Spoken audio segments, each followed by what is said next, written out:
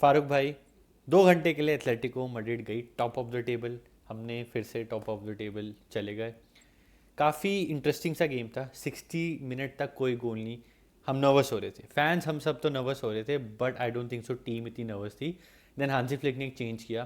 फेरमीन हटाया, ओल्मो आया and Olmo ने एक अमेजिंग गोल मारा। एंड देन 90th मिनट पे केम द शार्क। उन्होंने भी गोल मारा and then nerves were settle. Nervy game थी। एक और बार हमें लगा कि 1-0 की विक्ट्री हो जाएंगी।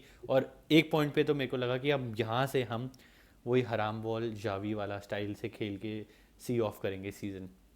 बट हमने 2 गोल मार के इस गेम को नाइसली बेड कर दिया। अब कल रियल मैड्रिड खेलेगी। What is your take on the game? Lakshya मुझे आइडिया था कि ये गेम ना खतरनाक गेम होने वाला है, क्योंकि लास पाल्मास ठीक है, रेलीगेशन जोन के आसपास है। शायद ये गेम हारने के बाद वो रेलीगेशन जोन के अंदर चली भी जाएगी।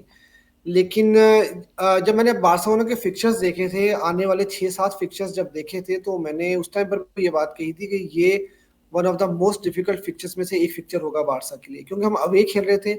और आपको अगर याद होगा तो लास पाल्मास ने बारसा को बारसा के घर पे आके हरा के गए थे ये लोग। ठीक है, 1-0 की विक्ट्री थी, if I am not wrong. तो मुझे लग रहा था कि गेम खतरनाक गेम होने वाला है। फिजिकल टीम थी, थोड़ा लो ब्लॉक में खेली थी, लेकिन बड़ी वेल ऑर्गेनाइज्ड उन्होंने बार्सिलोना के अगेंस्ट फुटबॉल खेली है। काफी अच्छे से उन्होंने लो ब्लॉक भी बनाया, उसके बाद उन्होंने प्रेस भी अच्छा किया। फिर बड़े अच्छे तरीके के साथ जब वो प्रेस करते थे तो आहिस्ता आहिस्ता वो लो ब्लॉक में चले जाते थे, तो बारसा को स्पेसेस नहीं दे रहे थे। तो मैं जानता था कि ये गेम थोड़ा खतरनाक होने वाला है, यहाँ से हम लोग वही 3-0 4-0 5-0 वाली विक्ट्री नहीं निकालेंगे। और मैं मेंटली प्रिपेयर्ड था कि यार अगर एक आधे गोल की जीत भी हमें मिल जाती है तो इंपॉर्टेंट चीज़ ये कि हमें 3 पॉइंट चाहिए, हमें 4-5 गोल नहीं चाहिए। तो अल्हम्दुलिल्लाह ये कि हमें जो है वो विक्ट्री मिल गई, 3 पॉइंट हमें मिल गए, which is very important. Yes, आप बिल्कुल सही बात बोल रहे हो। हम लोग दोबारा से जो है वो टॉप ऑफ द टेबल आ गए। अब यहाँ से चीज़ें इसी तरह ही चलेंगी यार। यहाँ पर आपको हर गेम जो है ना वो गेम बाई गेम बहुत अच्छे से लेके चलना है, कहीं पर भी आप स्लिप नहीं कर सकते। तो अगर स्लिप अप किया आपने तो दूसरी टीम को अपॉर्चुनिटी मिल जाएगी, लेकिन एटलीस्ट नेक्स्ट वीक तक तो हम टॉप के ऊपर बैठे हुए हैं। अब प्लेयर्स बाय प्लेयर्स जाते हैं, सब्स्टिट्यूशन हमारे काम कर रहे हैं, there is no doubt. Green patch काफ़ी अच्छा, पर्पल पैच चल रहा है, सॉरी, फर्रान का, ओल्मो का आते हैं। और लास्ट गेम में फेरमीन आए थे सेविया के अगेंस्ट, आए गोल मारे। Substitutions are working fine. But हमारे यूजुअल 11 के बारे में मैं थोड़ा बात करना चाहता हूँ। यमाल मेरे को थोड़े फ्रस्ट्रेटेड इरिटेटेड से लग रहे हैं। लेवेंडोस्की बिल्कुल भी गेम में इन्वॉल्व होते ही नहीं लग रहे।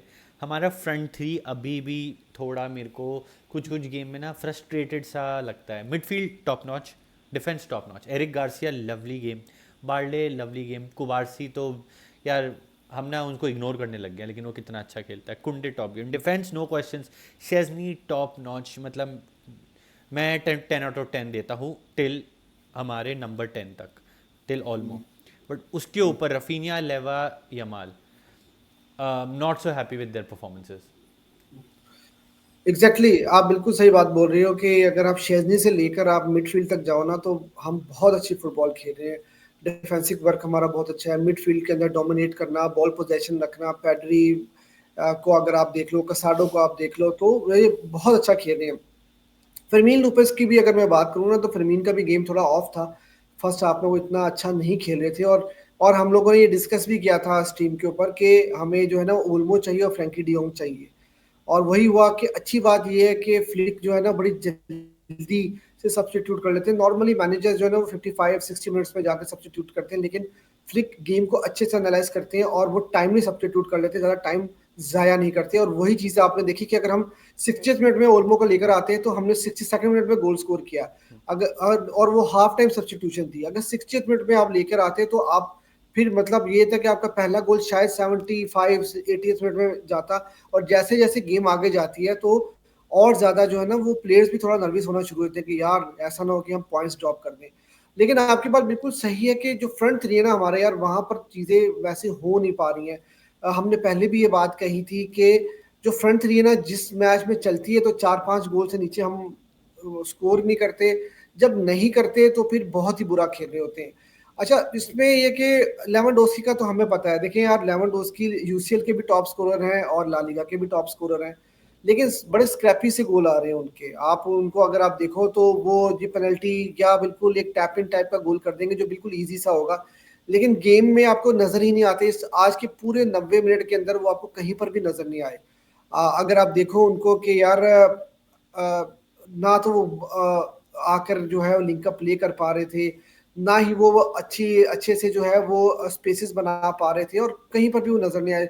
दूसरे लामीन यमाल का यार दूसरा तीसरा गेम ऐसा देखा है मैंने यमाल का, जहाँ पे वो काफी फ्रस्ट्रेशन में नजर आ रहे हैं, और फर्स्टेड होकर ना वो फिर ज्यादा अब इंडिविजुअल होने की कोशिश करते हैं। कई बार हमने इस गेम के अंदर भी देखा कि जहां पर उनको पासेस खिला देने चाहिए थे, लेकिन वो नहीं, वो जो है थोड़ा फर्स्टेड हो गए, थोड़ा सा प्रोवोक कर रहे हैं डिफेंडर्स, उनको थोड़ा फिजिकल हो रहे हैं, तो वो प्रोवोकेशन में आ जाते हैं वो, और फिर उसमें वो कहते हैं कि यार अब तो मैं नहीं छोड़ूंगा। तो मेरे ख्याल से थोड़ा मेच्योर होंगे तो उसके साथ वो चीजें ठीक होंगी। लेकिन ये है कि लामीन यमाल का पूरा गेम ऑफ नहीं था, वो पैचेस में आपने देखा होगा कि आखिरी 15-20 मिनट के अंदर वो थोड़ा सा अच्छा खेल रहे थे। उन्होंने 2-3 बड़े अच्छे तरीके के साथ जो है वो ड्रिबल भी किए, और असिस्ट भी उन्होंने ही किया था। तो ये कि पूरा गेम उनका खराब नहीं था, लेकिन जिस तरह की परफॉर्मेंस हम ओवरऑल उनकी देखते रहे सीजन में, वैसी परफॉर्मेंस नहीं थी। और रफीनिया का गेम यार फिर भी काफी हद तक मैं कहूंगा कि वो बेहतर गेम था। हाँ, स्कोर शीट के ऊपर वो नजर नहीं आ रहे आपको, लेकिन कंपैरेटिवली लेवा से और लामीन यमाल से वो बेहतर थे, उनका वर्क रेट काफी ज्यादा अच्छा था। तो ये है कि आपको, मैंने आपको पहले भी ये कहा था कि यार अगर आपको इस सीजन में बड़ी ट्रॉफीज जीतनी है तो लेवेंडोस्की का परफॉर्म करना बहुत इंपॉर्टेंट होगा। लेवेंडोस्की की अगर परफॉर्मेंस ऐसी ही रहेगी तो यार हमारे लिए मुश्किल हो जाएगी। लेकिन अच्छी बात यह कि फेरान टोरेस आए, उनको एक ही मौका मिला और उन्होंने उस मौके से पूरा फायदा उठाया, और जब जब उनको इस सीजन में मौका मिला है उन्होंने जो है वो बड़ी अच्छी परफॉर्मेंसेज दी हैं। और हमने इस सीजन में कई बार देखा है कि उन्होंने डॉर्टमंड के अगेंस्ट भी 2 गोल स्कोर किए थे, आज भी उन्होंने गोल स्कोर किया।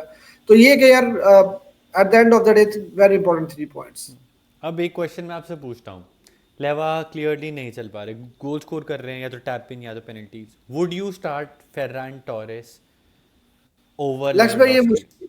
मुश्किल सवाल है, क्योंकि कहीं ना एक बड़ा नाम जिसका इतना बड़ा करियर रहा हो, उसको एकदम से आप बेंच करो। और पता क्या होता है, ऐसी सिचुएशन में होता है कि आप लेवा को बेंच कर दो, आप फरहान को ले आओ, उसके ऊपर ट्रस्ट करो।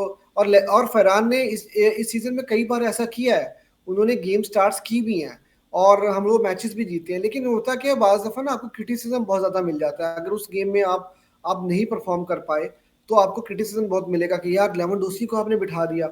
तो ये तो फ्लिक का डिसीजन है कि मतलब वो किस तरह से लेवा को खिलाएंगे या फरहान को खिलाएंगे, वो तो, लेकिन ये एक बड़ा ट्रिकी और बड़ा मुश्किल डिसीजन हो जाता है। लेकिन ये कि लेवा के जो नंबर्स हैं वो फिर भी आप देखो तो पूरे यूरोप में सबसे ज्यादा बनते हैं, तो ऐसा भी नहीं है। तो फ्लिक जो है ना बड़ा बैलेंस होके चल रहे हैं। इस सीजन में हमने देखा है कि उन्होंने फरहान को भी खिला दिया, उन्होंने लेवा को भी स्टार्ट कराया, उनको बेंच भी कराया। तो ये तो अब डिपेंड करता है कि ऑपोजिशन क्या है और फ्लिक के माइंड में क्या चल रहा है। चलो, हम जीत गए, top of the table, 3 points in the bag. कल रियल मैड्रिड खेलेगी अगेंस्ट जिरोना 8:30, और हमारी गेम है आई थिंक ट्यूसडे नाइट जो वेंसडे हो जाएगी against Atletico Madrid, Copa del Rey. Atletico की तो है बहुत प्रॉब्लम्स, 2 बार मैड्रिड, सॉरी हाँ 2 बार मैड्रिड और 3 बार बारसा खेलनी है उनको नेक्स्ट मंथ, 45 डेज के अराउंड में। तो थैंक यू फारूक भाई, अब मिलते हैं हम एथलेटिको वाली गेम में। Thank you.